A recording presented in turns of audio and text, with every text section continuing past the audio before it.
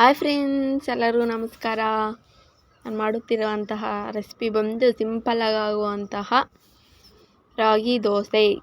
1 cup ರಾಗಿ ಹಿಟ್ಟು, ನಂತರ ರುಚಿಗೆ ತಕ್ಕಷ್ಟು ಉಪ್ಪು ಹಾಕಿ ನೀಟಾಗಿ ಮಿಕ್ಸ್ ಮಾಡೋಣ. ನೋಡಿ, ನೀಟಾಗಿ ಮಿಕ್ಸ್ ಮಾಡ್ತಾ ಇದ್ದೇನೆ ಈಗ.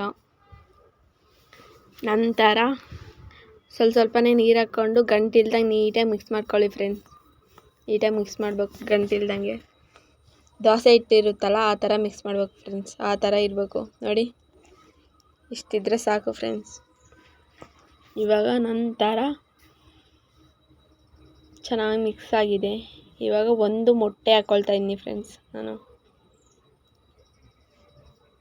1 ಕಪ್ ರಾಗಿ ಹಿಟ್ಟಿಗೆ 1 ಮೊಟ್ಟೆ ಹಾಕ್ಕೊಳ್ತಾ ಇದ್ದೀನಿ ಫ್ರೆಂಡ್ಸ್. ನೀವು ಜಾಸ್ತಿ ಏನಾದ್ರು ರಾಗಿ ಹಿಟ್ಟು ತಗೊಂಡ್ರೆ 1-2 ಹಾಕ್ಕೊಳ್ಳಿ, ಮೊಟ್ಟೆ ಸರಾಗುತ್ತೆ.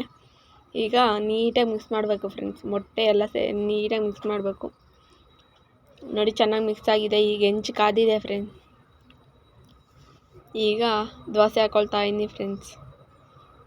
ನೋಡಿ, ಚೆನ್ನಾಗಿರುತ್ತೆ ಫ್ರೆಂಡ್ಸ್, ಬೇಗನೆ ಆಗುತ್ತೆ. ಇದನ್ನು ನೆನೆಸೋದಿಲ್ಲ, ರುಬ್ಬೋದಿಲ್ಲ, ಏನಿಲ್ಲ.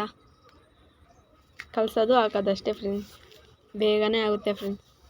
ನೋಡಿ, ಮ್ಯಾಲಿಂದ ಸ್ವಲ್ಪ ಎಣ್ಣೆ ಹಾಕಿ ಬೆಂದಮೇಲೆ ತಿರ್ವಾಕೊಳ್ಳೋದು ಫ್ರೆಂಡ್ಸ್. ಅಷ್ಟೇ ಫ್ರೆಂಡ್ಸ್, ರಾಗಿ ದೋಸೆ ರೆಡಿ. ಇಷ್ಟ ಆದರೆ ಸಪೋರ್ಟ್ ಮಾಡಿ ಫ್ರೆಂಡ್ಸ್. Bye friends.